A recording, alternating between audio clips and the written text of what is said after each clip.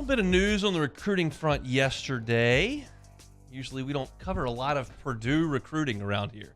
Not something we hit on daily here on this show or this channel. But yesterday became a little bit more relevant. Rickie Collins, 4-star quarterback commitment of the Purdue Boilermakers, said, I'm out on Purdue.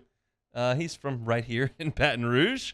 And everybody's starting to get on the bus that he may be headed home, I guess, to Baton Rouge to be a part of this class. That kind of what you're seeing as he decommits from Purdue? Yeah, it's definitely the first thought that definitely comes to my mind anytime a Baton Rouge kid decommits from the school way up north and LSU's knocking on the door and kind of seeing what's kind of been happening, especially with the two, quarterbacks in the state that are ranked higher than them. Looking like LSU's not going to have a much really good chance of landing either one of those guys. I think both of those guys are signed to deliver elsewhere. So I think this is probably your next best option. That's the third best quarterback in the state. So 4-star guy is really, really talented. And I think LSU is definitely going to have their eyes on him. And I think he's going to have his eyes on LSU as well. So hopefully they can get this done, because I think it'd be great to get another quarterback in this class. That way, you would like to have at least one in each one, because the way this transfer portal thing is going, so a couple are going to leave. You just got to have that throughout. That's kind of the point. On the flip side, like, do you need one in every class because of the transfer portal? You just go get another one. I mean, you just go get a sophomore. Yeah, I mean, you could go that route, but to me, that's a little more unknown, because what if you strike out? Like, what if a guy doesn't decide to come to LSU in the transfer portal? Now what? Now what do you do after that? So I think it's a lot more safer when you're going through high school and getting guys you can actually train throughout your strength and conditioning program and get them on campus as freshmen and kind of build them up that way. But like you said, the transfer portal is there, and especially at the quarterback position, it's going to be very tough to keep these guys on campus for 3 or 4 years. Yeah, I mean, and that's for Collins to play. You would imagine with what's in front of him, it's going to take 3 or 4 years. I mean, that's theoretically. I mean, of course, he could come in and light the world up if he and he hasn't committed to LSU. I want to be clear, but that's the indication that everybody is getting. Everybody's crystal balling him towards LSU. Once he came to LSU for the weekend and was here and decommitted from Purdue the next day. So that's a pretty telltale sign. As you mentioned, he's a 4-star quarterback, 6'2", 195 pounds, goes to Woodlawn here in Baton Rouge. He's from the 247 composite. He's number 177 nationally. So a top 200 player, the number 13 quarterback in the country, number 12 player in the state of Louisiana. 247's got him as the 7th ranked player in Louisiana, number 13 quarterback nationally. So overshadowed, as you mentioned, by guys in this class in this state with Arch Manning and Eli Holstein, but someone who's thought of as a very, very talented player. He's a dual threat quarterback, can run very well. He's got a pretty big arm. There was a thought at one point that I think is very reasonable, that you needed to have a quarterback in every class. It's a must, because you get guys hurt, guys transfer out, all that kind of stuff. I'm off that at this point. If you find a guy that you really like, if this staff really likes Rickie Collins, then yeah, you take him. Yeah. If you think that you just need to get a quarterback for the sake of having one, I'm not on board with that, because you can go get one from elsewhere that's started games. I mean, that's the reality. But we've gone through this list a million times. But the starting quarterbacks from Texas A&M, LSU, Auburn, Florida, Missouri. Oh, Georgia lost their backup quarterback. Yeah, they're back. I mean, so like basically six starters transferred out of the SEC. Not backups, not freshmen, not 5 stars. Starters transferred out of the SEC. So, I mean, and LSU got one from Arizona State. So it's I think, again, if you like Rickie Collins, I'm all for it. And if you think he can help you with this class and help you put this class together, that's all well and good. But again, it seems like a long way to the field for Collins, but an incredible opportunity for a kid from Baton Rouge to get this offer, get this opportunity, and maybe this is exactly where he's always wanted to be, and just kind of looked elsewhere to Purdue because he didn't think there was a chance. Yeah, and I think that sometimes it's a scary thing, especially when guys are in the state of Louisiana.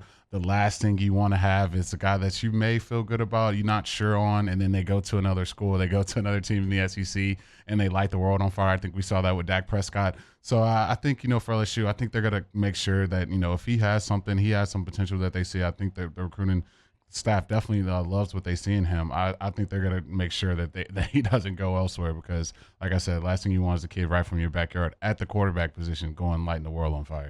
Look, it's It's a huge week for LSU in recruiting. We'll see if Collins is to flip here pretty quickly. The indication is that that's very possible.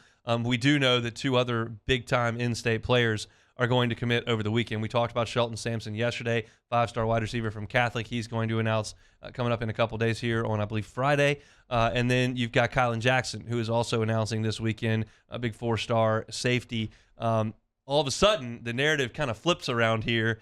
If you get those 3 guys in the boat, you're talking about top 15 Louisiana kids, 4- and 5-star players.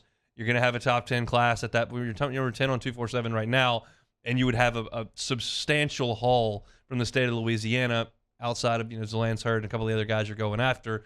All of a sudden, the panic button that was pressed a little bit earlier, not quite as relevant at this point. Yeah, you're going to see people start pounding their chest. You land these 3 recruits. It's going to create this class where now you add a couple offensive linemen, and you're talking about one of the more upper echelon classes we've seen in LSU history, because you got a lot of 4- and 5-star guys all from the state, all joining at one time. And I think to see, where this class was just probably a month ago to where it is now, and the fact that Coach Kelly hasn't coached the team in one football game, I think that's extremely impressive. I think it's extremely impressive. So everyone's going to be having their eyes tuned in this weekend. If it can be a big weekend for LSU, you're going to see those purple and gold sunshine and rainbows out at a whole nother level going into the season. Just on the 247 list alone in Louisiana, you've got Shelton Sampson, who's the number 3 player in the state. You've got Kylan Jackson, who's the number 10 player in the state.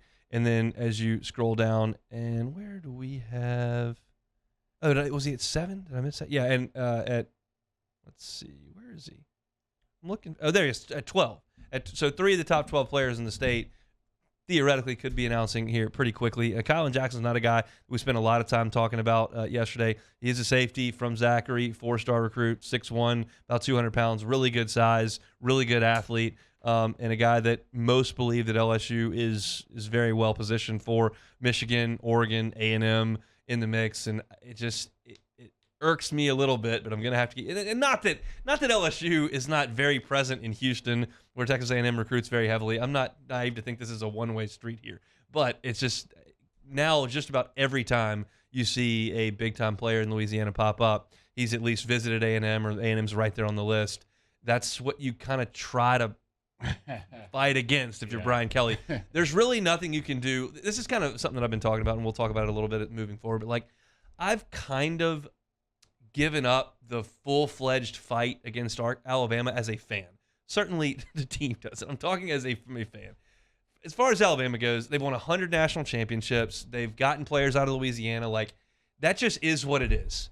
But I'm just trying to fight A&M off. I'm trying to keep them out of Atlanta. I'm trying to keep them out of Louisiana from recruiting. I'm just trying to tamp out this flame that's trying to ignite over there. The Bama thing, it's a roaring bonfire at this point. Just try to stay away from it. But every time I look up and I see Texas A&M show up there, I'm just like, all right, just go away. And I don't know that they're a huge factor for Kylan Jackson. I think LSU's in really good shape there with a player from Zachary. But it's just they always show up when I'm looking. Yeah, look, they just did the number on Jacoby. I just knew we had Jacoby, signed, sealed, deliver. I just knew he was about to be a Tiger. And, they had to put that stupid Texas A&M hat on and go get him. So hopefully it's not the case here. I think that'd be great. I still think the defensive back room still needs a lot of help depth-wise.